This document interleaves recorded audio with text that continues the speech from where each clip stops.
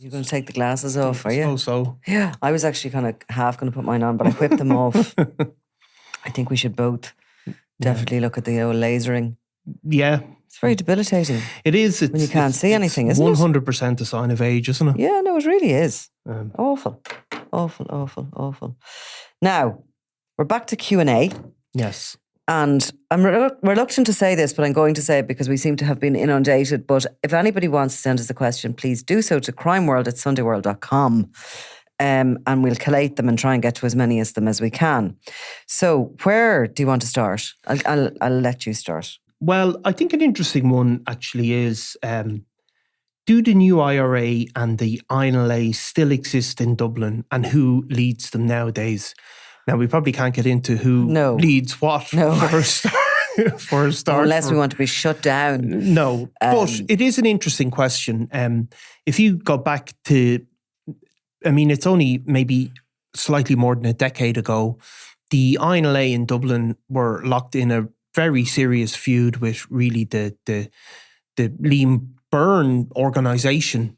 And in Dublin at that stage, there was a load of shootings. Whacker Duffy in particular was living in the south inner city, and the INLA were a massive force to be reckoned with. In fact, people were really surprised at that point that the sort of Fat Freddy, Liam Byrne, those guys are willing to take on the INLA.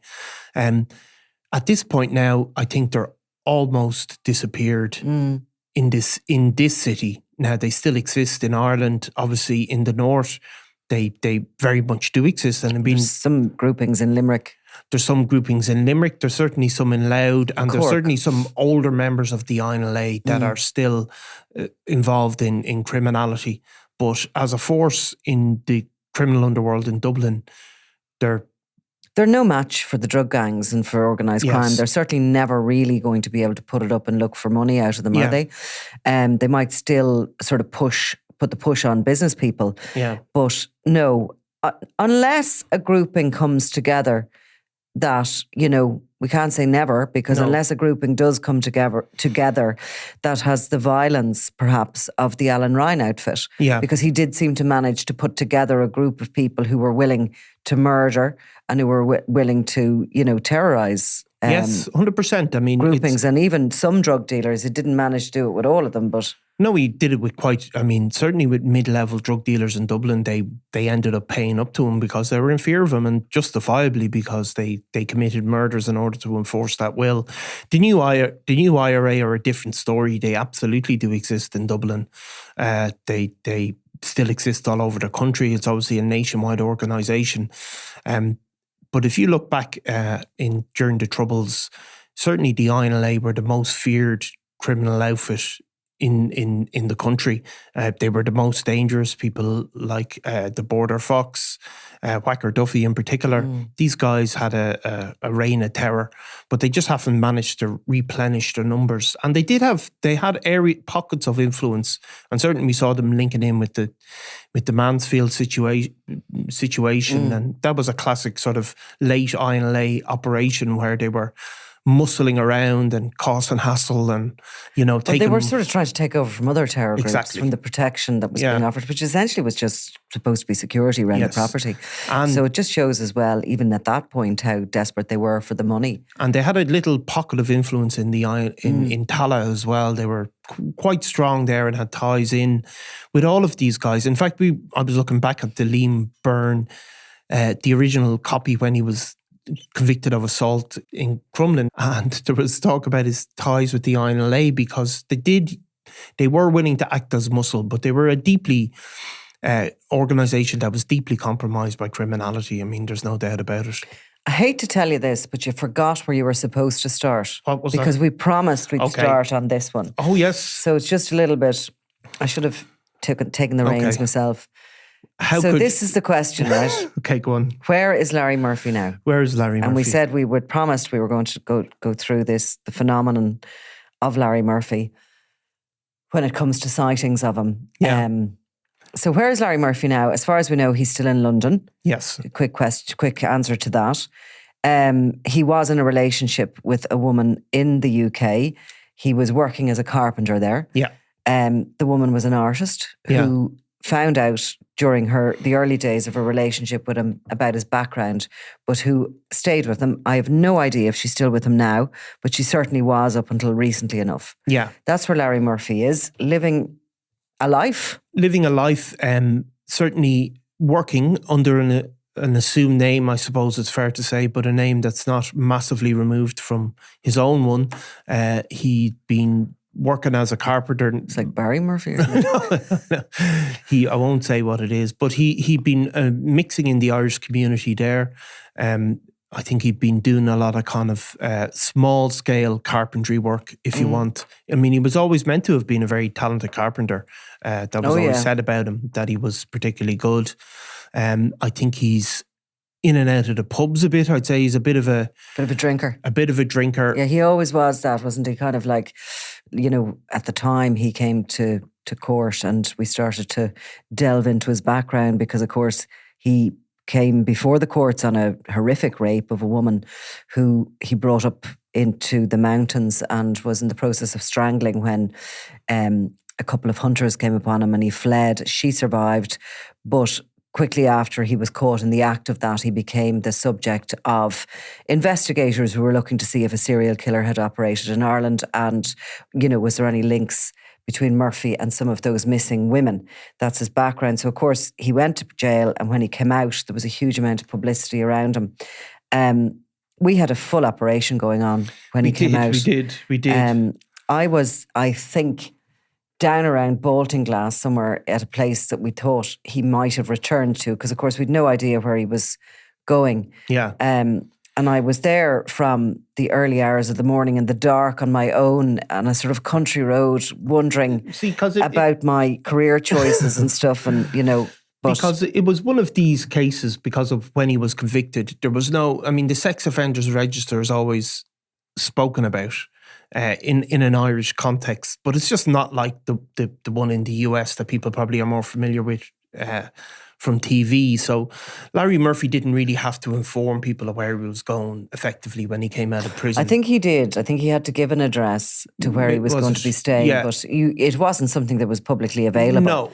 And we weren't going to be handed it because obviously there was such a circus around Larry Murphy's. Exactly. And there was no idea that he would be obliged to wear ankle tags or sign in every day at a Garda station or anything like that, so it got built and built and built. And at some point he hadn't engaged as well with the kind of exit services from the prison, initially at least. So we hadn't really been keeping them up to date. And then eventually he was. So all this momentum kept building. And Larry Murphy, I remember my kids were young and I remember them playing out in the street and he just captured into that public imagination. And I remember hearing one of the kids saying, they're basically playing tag chasing and saying, "You're Larry Murphy, I'm Larry Murphy," or something. So, you know what I mean? Yeah. So it just got into the public consciousness. No, everybody was terrified. But he got out that day and he got in a taxi. He was wearing very distinctive clothes. Yeah. And the taxi travelled around and the media followed him and he stopped off to complain about the media following him in a Garda station. He stopped off at a Garda station, in Coolock. In Coolock. And then he got back in the taxi and he drove into the city centre and he got out of the taxi around the back of Grafton Street and he fled down around those little laneways there near Paris Court. Yeah. And some media followed him. I mean, bizarre kind of behaviour as well. But anyway, he ended up in one of the department stores where he changed his clothes and some of his clothes and the distinctive clothes were discovered there. And he wound up in with a religious order actually being housed. But what I wanted to tell you was I was down there that morning in the dark of night in the car wondering about, what's it all about? And spent the day, going around as the rest of us did. We were getting tip-offs here and there. We were really trying hard to work out where he was going to be staying. And eventually remember going home late that night and, going into the house and pouring a glass of wine. It was dark out and just sort of contemplating the day. Yeah. And I was sitting at the kitchen table and the next minute, out of the very corner of my eye, this tiny little thing ran across the kitchen. Right. It was a mouse. Well, yeah. Right. Have you ever had a mouse? I actually did have mice, yeah. I've had 2 in my entire Yeah. life. I'm very lucky over the years. But this little thing, and it was like it couldn't have been smaller. Yeah, they're tiny. Yeah, they are tiny. Absolutely teeny weeny. And I also at the time had a dog, a lurcher. Yeah. And I went, oh my God. Yeah. And I sort of grabbed a sweeping brush, jumped up onto the kitchen table, Right. screamed for the dog to come in. The dog came in, got a fright looking at me because he thought I was going to attack him. So he ran back out the door and the little thing ran in under the, the kitchen presses or whatever. And I just thought, why? You've been out basically all day looking to try and come face to face with what is potentially a serial killer. Yeah. Certainly a very dangerous rapist, you know. And yet, I had to actually talk myself down off the table. Yeah.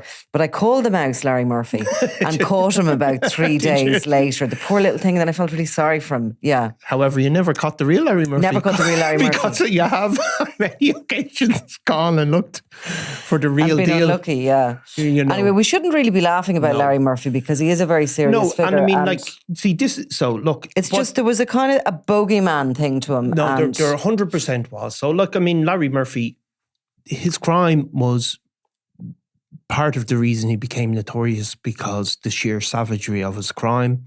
What that woman suffered was, beyond imagination.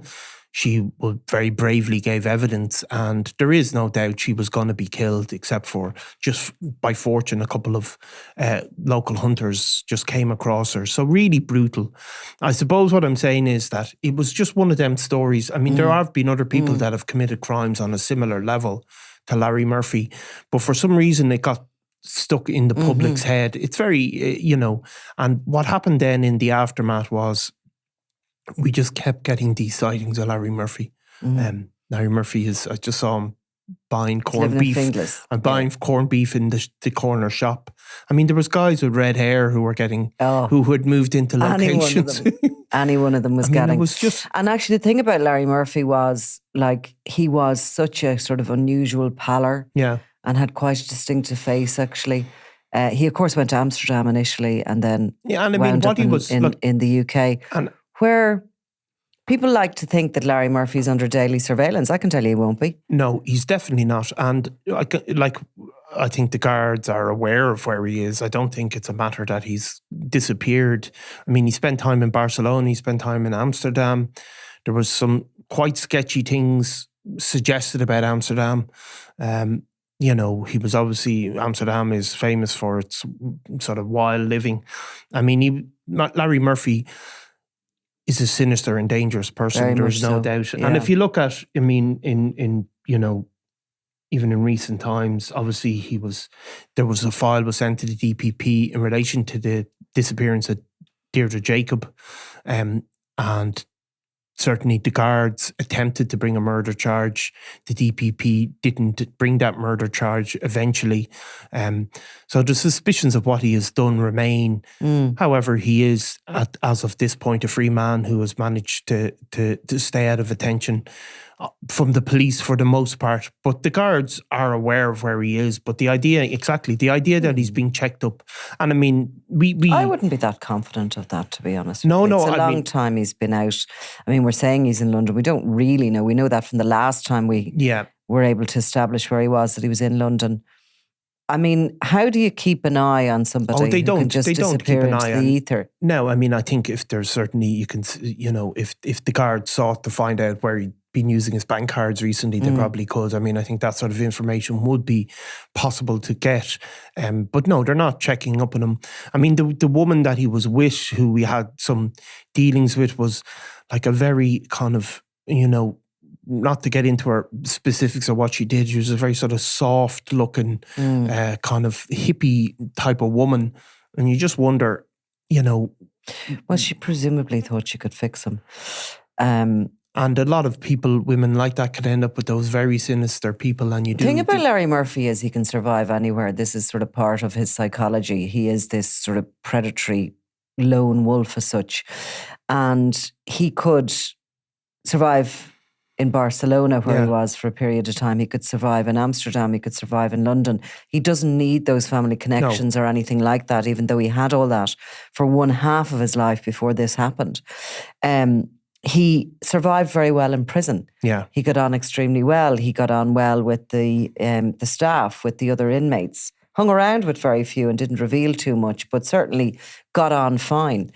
And he actually was able to use his carpentry to sort of, make connections with people, because he used to make them stuff. But which brings me on to the next question, which is, well, we say Larry Murphy could survive in prison, because you do need a skill set for that. How can a man like Nathan McDonald survive in prison? Now, we've kind of touched on this ourselves. Nathan McDonald has just pleaded guilty in the Special Criminal Court to his role in the big methamphetamine bust in Cork. His co-accused is still going for trial. But Nathan McDonald is a businessman. He's a posh guy. He's a posh guy who's probably, I suppose he some of the reason why that story had such interest is because he's really a kind of a modern influencer stroke businessman stroke, internet personality on a bit of TV. So it'll be a world away from... And physically you could see him from, all those things you talk about, his TV appearances and, his appearance at the Chamber of Commerce, and he used to kind of mingle with political figures and minor celebrities, and certainly with leading business people in the Kerry area. When you see him there and he's looking so dapper and well turned out and everything, and you see that photograph of him getting out of a prison van after everything has come undone, he just looked as if he'd aged about 50 years. 100%. And even his guilty plea, where he was trying to offer guilty pleas before it was even time to be asked, shows, I suppose, a certain mentality. So he's currently in Portlaoise prison, wasn't it? Which is the most high security prison. And, he's pled guilty, so he will be given a custodial sentence. We don't know that for sure, but in all likelihood, there's kind of a minimum sentence for drugs of that type. So he'll have, say, a good long period in prison. For people like Nathan McDonald, prison is really, really difficult. Going on previous cases, it can be really, really difficult initially. Mm-hmm. Now, there are pathways in the prison system. If you are a model prisoner, if you wish to, for example, stay away from drug use, you can ask and request to be put in places. You can do jobs. You can attend courses. All of that will give you a route to where you maybe go in a drug-free wing. You may get, if you're shown to be a model prisoner and behaving well and interacting with maybe, counselling services or attending courses, might not be relevant for Nathan McDonald, but sort of anti-violence courses, for example. You can then get into an open prison at a sort of earlier stage. So if you want to go down a certain route, that's the route I would imagine he could go down, but that doesn't happen straight away. Well, you see, also what you can do is you can work out what your skill set is, and then you can make that work for you. In some cases, that can be that you can read and write. Yeah. In some cases, that can be that, you can help somebody with their legal appeals, or, some of these guys will claim to be, I don't know about Nathan McDonald, but some of these guys will claim to know a bit about the law, or they'll know a bit about this, that or the other. But you can also, find other prisoners who maybe have a more violent or difficult past than you, that you can just get on with. Yes. Because you just end up having to do it. You have to suck it up and do your porridge. And the best way to do it is in a behaved way and just follow the rules. I mean, I personally would find it horrific. The idea of a key being turned in a cell door at night and for me to lie down in those four walls, like staring at the ceiling, and have to not leave that cell until the following morning when someone opens the door for me. The deprivation of liberty, not being able to walk to the shops, not being able to do all these things. A strange environment, prison, and it's a scary environment. It has to be for all sorts of people. And I think the real difficult bit is that people are on high alert at all times because they don't feel safe, and they're not safe. No. So you're in a very, I suppose if you look at it, people in, and in that very all-male environment for a start, where violence is certainly an undercurrent at all times, and people like Nathan McDonald are going to become slagged, at the very least, and it can be really difficult. Now, he's obviously got a court appearance, and then, what has he said in his statement? All of that becomes another issue as well. He'd be in Portlaoise with very serious criminals, and they're not all violent gangland criminals, but many of them are. And it's he's just going to have to learn how to manage himself. And how to navigate his way through it to the other end. And then I suppose you have what is for him at the other end, because his business is gone.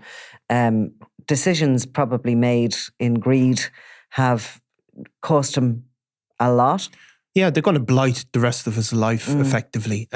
He's not going to... He's a wife and kids as well, isn't he? He does, and he's not going to go back and to that community and pick up where he left off, even after 7 years. But look, people do rehabilitate themselves and come out, and it is. I think people in prison have to make these conscious choices all the way along. But a lot of people do say as well, if you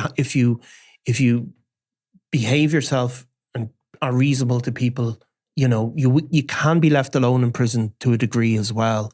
If you don't seek out trouble or seek to dominate or seek to be a big shot, you can be left alone as well after a period of time. Amy wants to know, do you think Mr. Big will ever be caught and named? But I think they're all going to be caught. I mean, the history of people who are not caught is quite small. Now, there will be, of course, people that Mr. Big has previously been before the courts, but he has been, cases have not worked out the way the state hoped, I suppose you could say. We know that he's under investigation at the moment. He is, there's been a number of raids, haven't there, on properties linked to him. Yeah. He has been thrown into the mix of the Robbie Lawler assassination in Belfast by the media, right? But identifying who's been spoken about in official courtrooms, himself and Barry Young have been sort of cited as those that organised and directed that hit in Belfast. Complex. Yeah. Complex, very complex, but I'm not sure how you'd untangle it, but I've always said that hit happened on EncroChat Live, and probably the secrets to it lie within that network. So if you look at Mr. Big, right, we don't know how much money he's made, presumably a fair amount.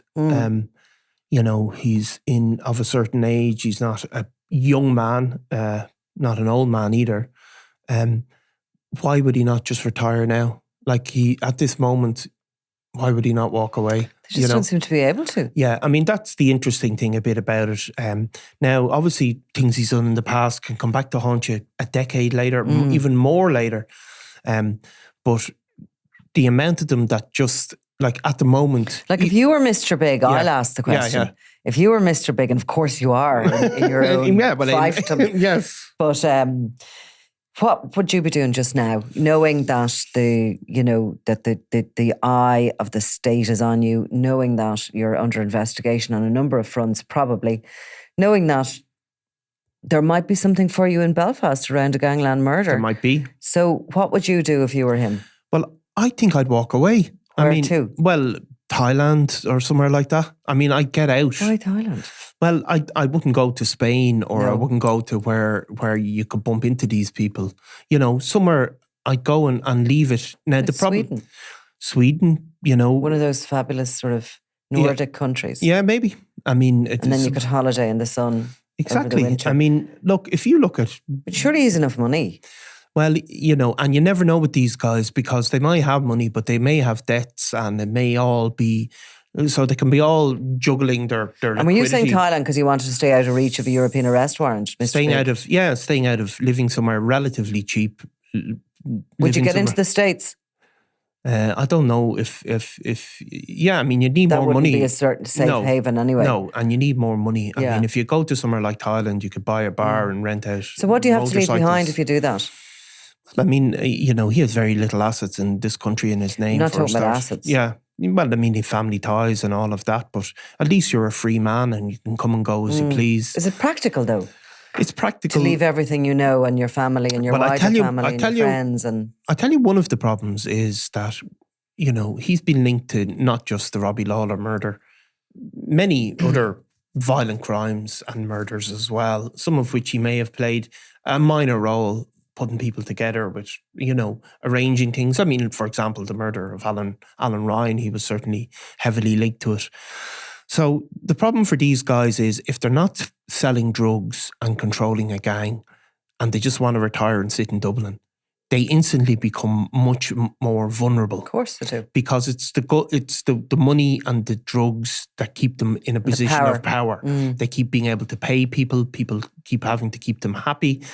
So if he just stepped back and retired and, you know, bought a house in Leitrim or something, he would become a target. He wouldn't have the fear around them. And also then the police don't stop investigating you just because you've retired. Yeah, exactly. So they keep going. They can be going on murders, and we've seen it many times, you know, a decade ago or more.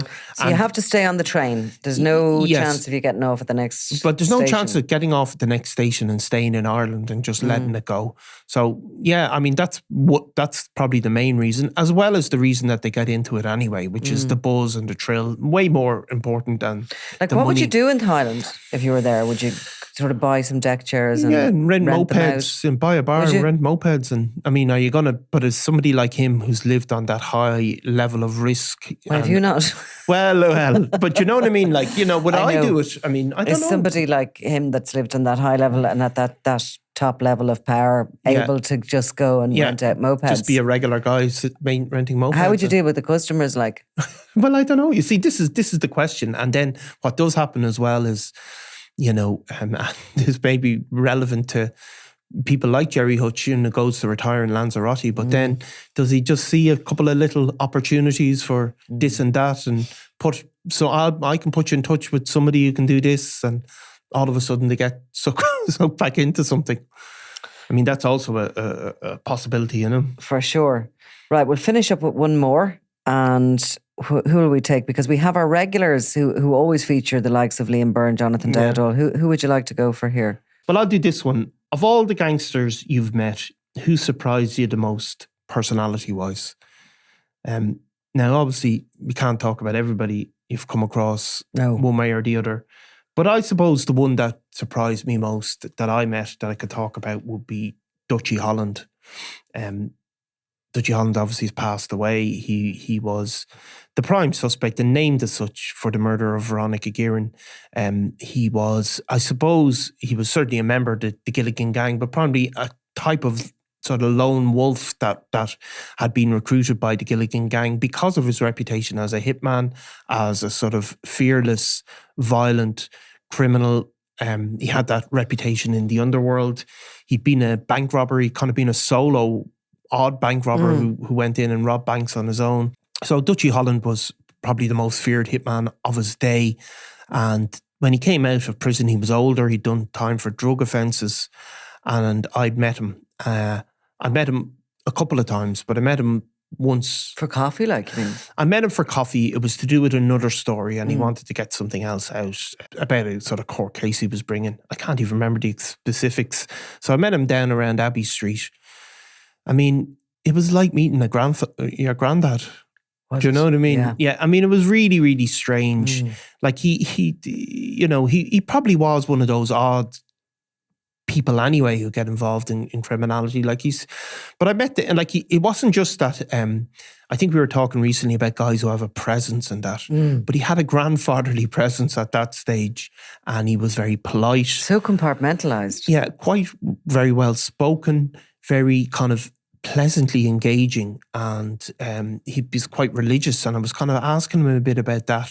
Just, I don't know why, there must have been something in the news, and he was talking about his fate for a bit. And, it was just, I mean, I don't doubt that Dutchie Holland, I mean, he was convicted of many things, and I don't doubt he did many, many more. I don't know if guys at that stage, he must have been in his 60s, do they run out of steam, some of them? Or do they have a manner that that they can turn on and off. And I mean, I think that's more like it. Yeah, I mean, I think that is the thing. I think some of the people who commit these violent acts, some of them are erratic and violent and volatile, the type you see in films. But I think there's another type of criminal where they can just kind of switch it off. They disassociate and they commit all of this stuff. And that part of their brain just gets switched off while they do it. They have an ability to charm, because that is probably one of the talents or the skill set of the psychopath. Isn't it? Well, they kind of match what they say about psychopaths is they're able to mirror you. They mirror you. So I probably thinks, he's in some way giving me what I want to see, which is a sort of a nice grandfatherly guy as he tries to get this story in. Maybe if I had wanted to see a big dangerous hitman, he would have come across a certain way. I don't know. But, I do think as well, it can happen to some of them that they kind of do run out of steam and they kind of have nowhere to go when they hit a certain age and they have health problems, and I don't know, it doesn't look appealing.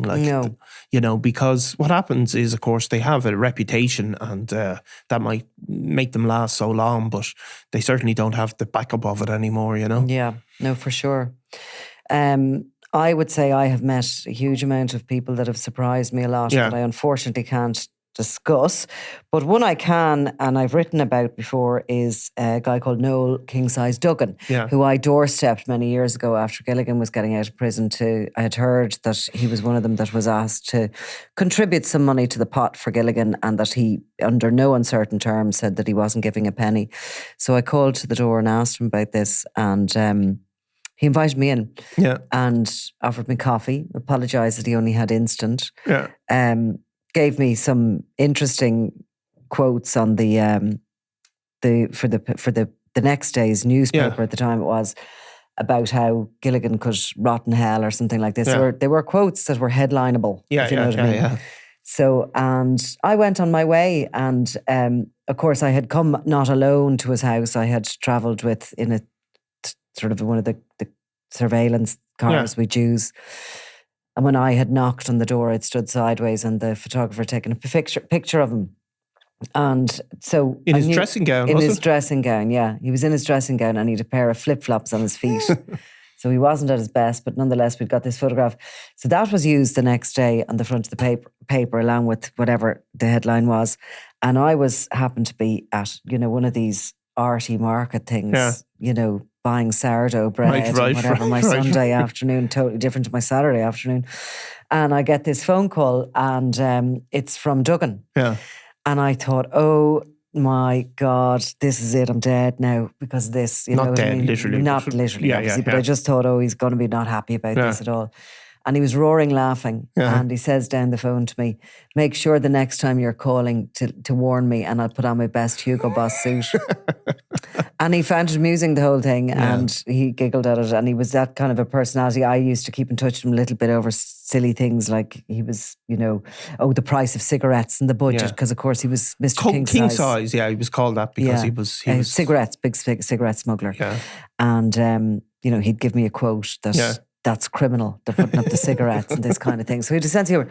And exactly that. There was a charm. There was a kind of like this sort of fatherly sort of type thing going on. And it couldn't just have been that. That could not just have been. There had to be another side to him as well. But that's the side I got. Yeah, and I think this is the thing. I mean, there's look, the people, the sort of cold-hearted, psychopathic, evil guys, I mean, it's really a film phenomenon, isn't it? In real life, people have these mix of sides, and some of them commit terrible things, but they have another. Well, they have to exist in the normal world as well, because you couldn't possibly be, baddie all the time. You have to, convince people firstly that you're not that, because otherwise you'd just be in jail for your entire life. And they can have loyalty to people, and they can be good fathers and all of these things. But I will say something about them. When they're talking to journalists and stuff like that, mostly, they want something. Nothing is for free. And they have a motivation to talk to you. Like Dutchie Holland wanted to get a story into the paper. And you can sort of work out what the motivation is and what it is they want. And then you can work out whether it's still a relevant story to do it or whether it's not. Yeah. But it is that kind of tightrope you're always walking, and you do always have to be aware that these people aren't your friend. No. And so you have to think, how do people commit violence? Well, there are some people that have antisocial personality disorder or whatever, and they're just seem to be that way, bad to the bone maybe. But a lot of these people have a part of their brain that they switch off and justify what they do. And in their normal life, it doesn't always seep in the same way. I feel like you're describing me. Well, which one? The bit where my brain switches off and look, and of course that's we all do it to a lesser or great extent, it's just that it's so pronounced when it involves things like murder. I mean, I have to say this, right? And might sound an odd thing. Like, I've never met a normal sex offender, though. No, do you know what I mean? Nor have I. And I mean, like, there's something like wrong, or there's some sort of a social. There's something missing. There's something missing, yeah. And I mean, in my career, I did a lot of, confronting sex offender types of stories, a good many of them. And there's always something off about them. There is. Do you know? I totally agree with you. And funny enough, I've had the same experience in a few jobs working in, sort of the red light districts and kind of, I find the same about those men that travel across the world in order to buy sex from countries where there's people are exploited into it. There's something wrong with them. Yeah. There's that's not to state the obvious. Like, I mean, But they've got this little, it's just something. There's sort of social misfits or something. Social misfits. There's some inability on a fundamental level to relate to another human being. Yeah. And some of them may mask it a bit, but a lot of them can't. There is just something. There's something wrong in how they process it. And many of them have been convicted and apologized in court to the victims. But if you ever get stuck in a conversation with them, they don't really feel sorry for what they did. No. They come back to this justification. They justify it all the time. Yeah, and I mean, I sat one time in a house of this suspected paedophile who I have no doubt, was never convicted. And he said to me about child porn, I get this right, he was like, he was defending, and of course he had nothing to do with it or whatever. And he said to me, that's not a hobby of mine. And I was like, a hobby? Yeah. I mean... Yeah. He sort of showed his hand there and then with that word, using that phrase, using that. And that's the kind of thing, they're not able to even have a conversation with you without slipping up some way into that sort of social misfit that they are. And what's even weirder, and it's such a common phenomenon, and I'll never get my head around it. It's the women that stick by the sex offenders who've abused their own kids. I just never understand can't work that out now at all either. There's something wrong there, obviously, completely too. So people, I suppose what you look at is, in a broader thing, is like criminality, it exists in all society at all times. But the people that do these terrible things, there's some part of their brain or some part of their conscious mind that doesn't allow them to integrate with all the other stuff that is going on. So it's not a very happy ending to our chat, but it is an interesting thing because, you can look at crime from certain ways, in a sociological way about, and you had a great piece about the Jerry Hutch growing up and the Bugsy Malones, the deprivation and all of this that leads to criminality, and certainly has a huge impact. Or you can look at other things that happen. But there is something fundamental goes on in an individual's psychology. And you see that and I'm not saying Nathan McDonald is comparable to this, but there's something in his individual psychology that took him from one world, a successful world, and sucked him into dealing effectively with this lower cartel. There's something not adding up there. Do you know what I mean? Yeah. Well, look, we're back to this Q&A probably over the next couple of weeks, so keep them coming, crimeworld@sundayworld.com, because we do want to know what interests you. And listen, there's so many questions there in regards to Liam Byrne, Jonathan Dowdall, Jerry the Monk Hutch, Christy Kinahan Jr. and Sr. and Daniel Kinahan, that we might have to do a separate Q&A just on them, because there is this fascination really with these. But poor Mr. Dowdle as well. Poor Like Mr. Dowdle just gets thrown in there. he always doesn't he? but people, his role in the public consciousness again. Yeah, he's got stuck in there. It's got stuck in there. People want to talk about him. Well, you know what's kind of gone into my language a lot, and it's just stuck there now forevermore. And then I have to explain it sometimes to people. Are you going to do a Jonathan Dowdle? Yeah. That's I just say in it to my people as language. well. Yeah. You know. Yeah. So he's arrived at a place he doesn't want to be, but he's arrived. Right, let's leave it at that. Thanks, Nicola. I'm Nicola Tallant, and you're watching Crime World, a podcast about criminals, drugs and the underworld in Ireland and across the globe. Make sure you subscribe to our channel and turn on notifications so you can be the first to watch all our latest episodes. You can also listen wherever you get your podcasts.